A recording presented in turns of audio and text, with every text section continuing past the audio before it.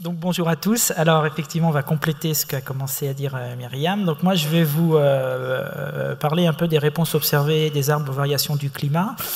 Donc c'est un exposé qu'on a fait à plusieurs mains. Donc vous voyez l'ensemble des noms des personnes qui ont participé à cet exposé. Alors, quand on travaille sur les écosystèmes forestiers et les arbres, on a différents marqueurs de l'environnement. Le premier marqueur dont Myriam a déjà parlé, c'est la croissance radiale, c'est le CERN annuel. Vous savez que le fonctionnement saisonnier des arbres fait qu'en étudiant la croissance, on peut étudier l'effet des paramètres environnementaux. Donc le premier marqueur dont on dispose, c'est la croissance. Le deuxième marqueur, c'est aussi la phénologie foliaire, donc à travers des dates de débourrement, des dates de sénescence. Et puis le troisième marqueur dont on dispose, c'est la fructification à travers des données de biomasse ou de quantité de fruits. On a une chance extraordinaire dans le réseau, c'est qu'on a l'ensemble de ces données depuis un certain nombre d'années. Donc on peut, grâce à ça, étudier le déterminisme environnemental de l'ensemble de ces marqueurs. Alors on peut les étudier isolément. Ils dépendent du climat, ils dépendent du temps qu'il fait, de la température, des pluies, etc. Donc on peut les étudier isolément ou on peut essayer de mettre en évidence les relations entre ces paramètres. Donc c'est ce que je vais essayer de vous montrer très rapidement dans cet exposé. Alors les sources de données, alors qu'est-ce qu'on va essayer de faire justement dans ce donné-là, dans cette petite présentation, c'est de vous donner une synthèse du déterminisme environnemental de ces différents marqueurs, en essayant de dégager les facteurs clés, les périodes clés, donc la saisonnalité de ces variations, et de trouver les relations entre ces facteurs. Je vous montrerai simplement les résultats qu'on a obtenus sur les peuplements feuillus du réseau, donc hêtraies et chênaies. Donc on a 20 peuplements de hêtres et 28 peuplements de chênes, parce qu'on n'avait pas le temps de vous présenter d'autres résultats, donc 48 peuplements. Les données dont on dispose. Alors les données sont de différentes sources. La première source de données, c'est la croissance radiale. Donc on a disposé de deux jeux, une première campagne dans les fin des années 90 qui nous ont permis d'étudier les relations CERN-climat sur des larges échelles. Et puis on a réalisé une deuxième campagne de carottage en 2010 qui nous a permis plus précisément d'étudier les relations entre les cernes, la phéno et la fructification. Ce qui nous donne un pool de données d'à peu près 1500 arbres et à peu près de 130 000 cernes. Donc ce type d'analyse est basé quand même sur un nombre important de données. La deuxième source de données que l'on a, c'est la phénologie. Donc vous savez, puisque vous participez à ça, vous notez la phénologie depuis 1987, vous réalisez une notation de peuplement. Donc où vous observez un stade et puis un pourcentage d'arbres présentant ce stade. Donc vous notez le débourrement, le jaunissement. Donc actuellement on dispose à peu près, si on couple l'interaction année et puis site, à peu près 600 données, donc ce qui est énorme déjà par rapport à ce qu'on peut avoir dans d'autres types de réseaux. Et puis le dernier données qu'on va utiliser, c'est la récolte des litières et donc les données de fructification issues de la récolte des litières, où là, on dispose aussi à peu près 600 données en couplant année et site. Donc c'est à partir de l'ensemble de ces données que je vais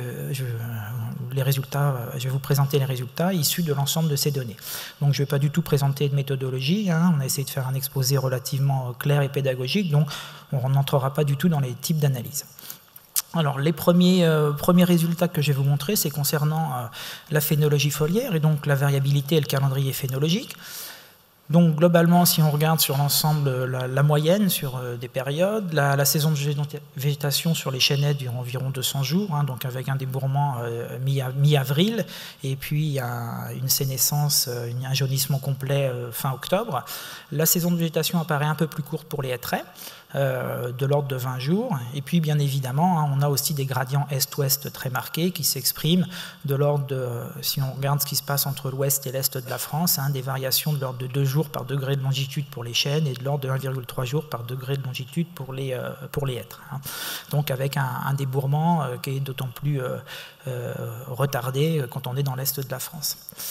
Alors ça, c'est pour la phénologie foliaire. Maintenant, si on essaie de déterminer un peu comprendre le déterminisme environnemental de la phéno, en vous présentant comme ça donc, ce qui se passe l'année précédente et puis l'année courante, la phénologie foliaire va dépendre très fortement du régime thermique. Donc pour les hêtres, les périodes clés, hein, c'est centré sur ce qui se passe au mois de janvier, et puis en avril-mai, avec un effet positif des températures. Pour la saison, pour le débourrement, hein, donc c'est plutôt ce qui se passe en octobre-novembre, donc là il n'y a rien de très original, hein, donc avec des périodes clés, liées essentiellement donc, au régime thermique.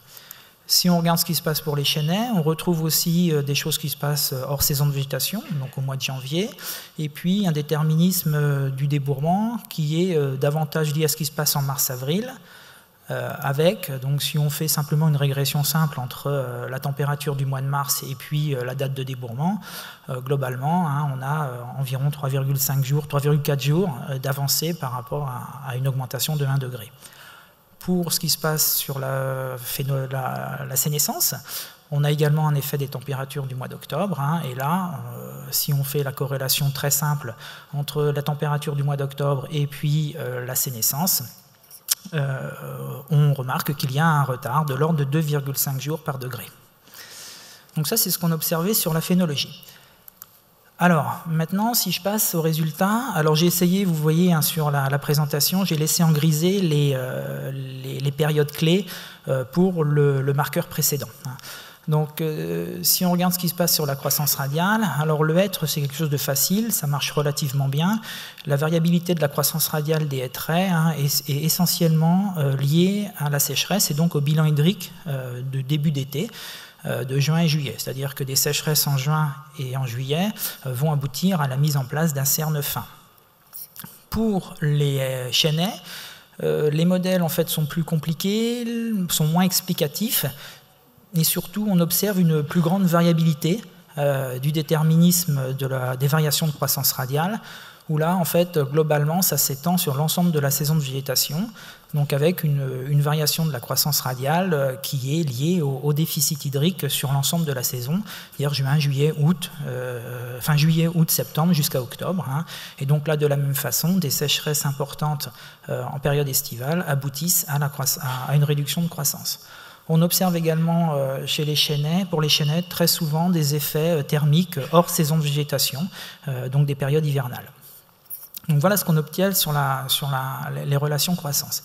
Alors je tiens à dire que j'ai plus le temps qui s'écoule, donc je ne sais pas du tout le temps qui me reste. Hein. Voilà. Donc c'est très bien, en fait, je suis super content, on va rester 2 heures. Ah, ça y est, c'est reparti.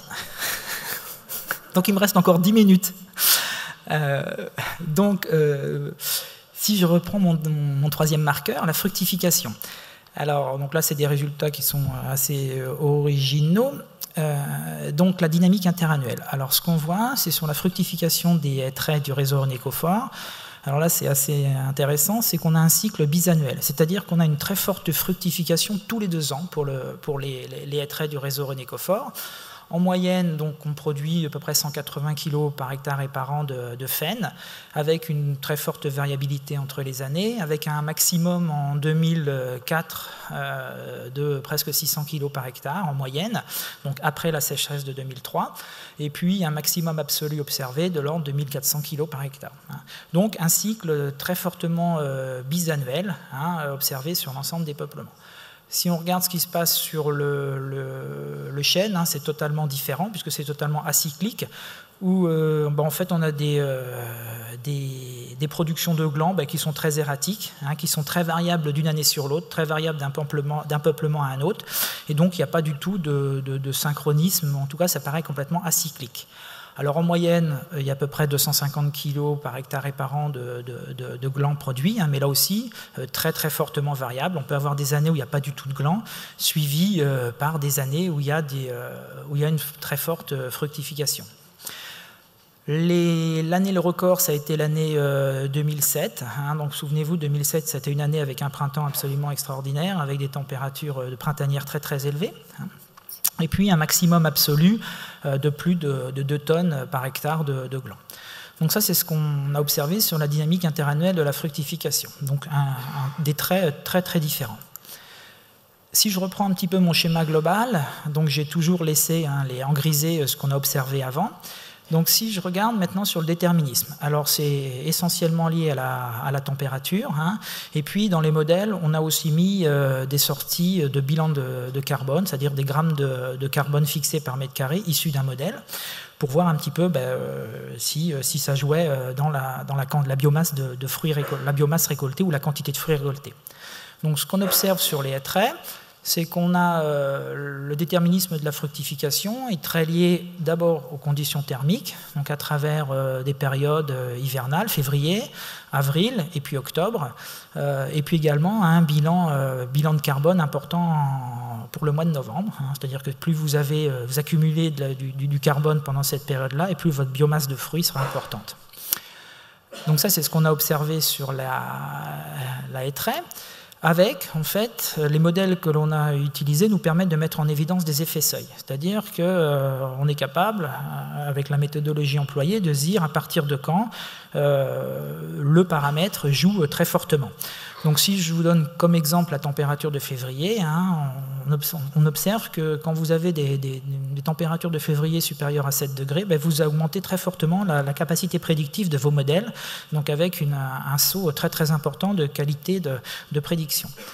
De la même façon pour ce qui se passe au mois d'octobre, hein, donc avec un seuil autour de 11 degrés. Hein, donc vous avez la température et puis la biomasse prédite par les modèles. Donc on arrive comme ça à avoir un petit peu des effets seuil sur la prédiction de ces paramètres environnementaux. Donc ça, c'est ce qu'on a observé sur la fructification des hêtres. Si je regarde maintenant ce qui se passe, alors pour les hêtres, ce qu'on a fait aussi, et ça c'est une excellente idée de Nicolas, il s'est dit la fructification, ça dépend quand même, ça doit dépendre un peu du pollen. Donc en France, on a la chance d'avoir un réseau national de surveillance aérobiologique qui récolte des grains de pollen. Et donc, dans les modèles que l'on a fait, on a mis une variable quantité de pollen. Hein, voilà. Donc, je passe dans les détails. Donc ça, c'est la courbe, ce que je vous montre là, c'est la concentration de pollen dans l'air observée de pollen de hêtre, hein, bien évidemment, observée dans l'air pour les années correspondant à la fructification. Enfin, de données de fructification. Donc on voit aussi qu'on a une saisonnalité, une variation. Puis si on met en parallèle ce qu'on observe sur la biomasse observée, hein, donc là c'est vraiment que de l'observation, en fait on a un parallélisme très très important entre la quantité de pollen observée et puis la production de la fructification, la biomasse ou la quantité. Donc c'est un paramètre qui marche très bien et qui s'avère être le paramètre essentiel pour expliquer le déterminisme de la fructification. Donc quand on intègre comme variable dans nos modèles, on est capable, alors aussi je vous donne qu'un exemple, hein, de mettre en évidence des effets seuil. Donc sur ce graphique, qu'est-ce que représente ce graphique? D'un côté, vous avez la biomasse prédite par le modèle, la température du mois d'octobre, en fonction de la concentration observée en pollen de l'air. Donc avec des faibles concentrations, des concentrations moyennes ou des fortes concentrations. Et ce que l'on observe, c'est que si on prend par exemple les faibles concentrations, si vous avez des faibles concentrations de pollen, quelles que soient vos conditions d'automne, vous aurez une biomasse prédite par nos modèles ou observée qui sera faible. Si vous avez des quantités de pollen moyennes, on revoit l'effet seuil, hein, c'est-à-dire que si on regarde le graphique du milieu, alors, check, ça va être ça. Il est où? Ah, il n'est pas là? Ah, il est là.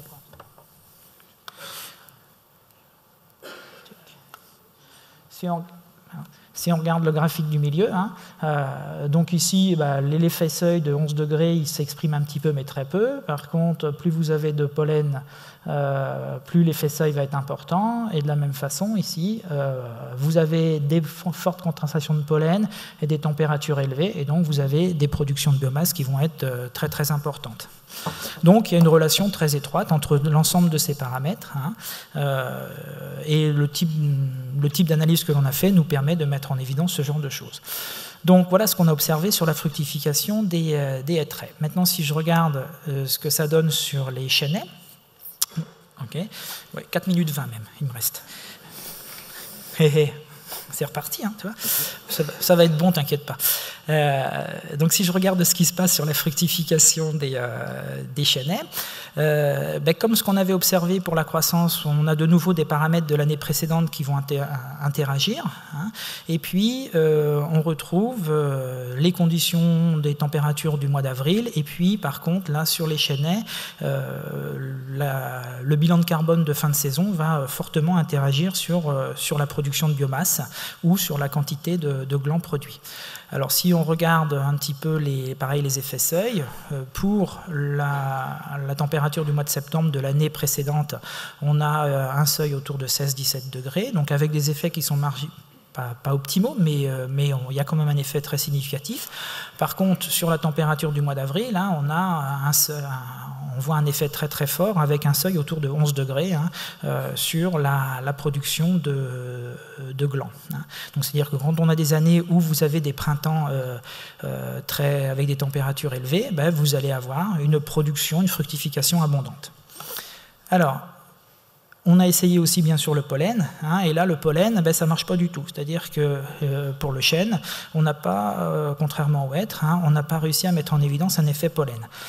Alors ce qu'on a observé aussi, c'est que la quantité de pollen est récoltée au niveau du suivi aérobiologique hein, est beaucoup plus importante, fois 10, hein, il y a un facteur 10 entre ce qu'on voit sur les hêtraies et sur les chênaies.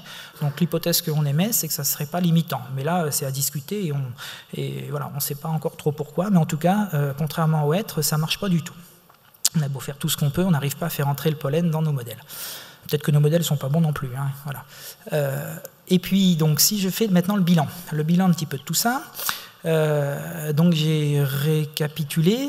Donc en vert, c'est ce qu'on voit sur la feuillaison, en marron sur la croissance, en rouge la fructification et en jaune le jaunissement. Donc il apparaît en fait entre un fonctionnement quand même assez différent entre les hêtraies hein, et les chênaies.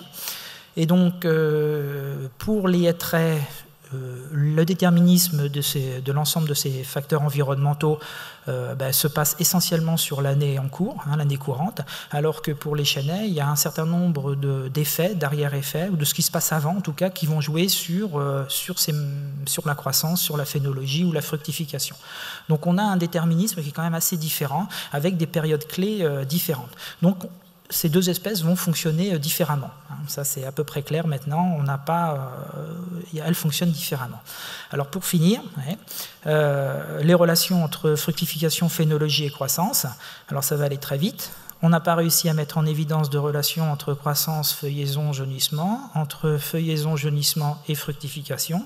Par contre, ce que l'on observe, c'est que pour les chênaies, en fait, il y a une relation positive entre croissance et biomasse. C'est-à-dire que les années à forte glandée sont aussi des années à forte croissance. Donc, voilà, donc ça marche dans le même sens, alors que pour les hêtraies, la relation est inverse, c'est-à-dire que des années à forte croissance sont des années à faible phénée et l'inverse. Hein, quand vous avez des phénées importantes, vous avez une croissance qui est faible. Donc voilà ce que je voulais vous dire, il me reste 1 minute. Donc, ce que je pense du réseau, c'est que moi, j'étais presque là au début du réseau, enfin, je pense que j'en connais un certain nombre, j'y serai peut-être là encore dans 30 ans, mais moi, le réseau René Coffort, c'est très simple, pour vous dire en un mot, il m'a permis de faire ma carrière scientifique, c'est-à-dire que 90% des travaux de recherche que j'ai effectués depuis 25 ans, je les ai faits dans le cadre du réseau René Coffort. Donc moi, je le remercie, parce que sans le réseau René Coffort, je ne serais pas scientifique, quoi. Donc bien évidemment, pour moi, il est essentiel de maintenir le réseau, hein, qui fournit des données uniques. Hein. On a la chance d'avoir un réseau qui marche bien depuis très longtemps, qui fournit des données uniques. Et puis je crois aussi qu'on a la chance, je pense qu'on va vous le dire très souvent, mais je le dis très très sincèrement, c'est qu'un réseau ne peut marcher parce qu'on est tous ensemble et surtout vous êtes là pour nous récolter les données. Hein. Donc j'ai toujours l'habitude de dire à mes étudiants, tout seul on va plus vite, mais ensemble on va plus loin. Et je pense que ça devrait être appliqué au réseau, parce que sans vous, sans les observateurs, nous les scientifiques derrière, on serait comme on ne pourrait pas bosser, en tout cas beaucoup de scientifiques, et moi en particulier. Donc je tenais à vous remercier, et puis j'ai fini parce que mon temps est écoulé.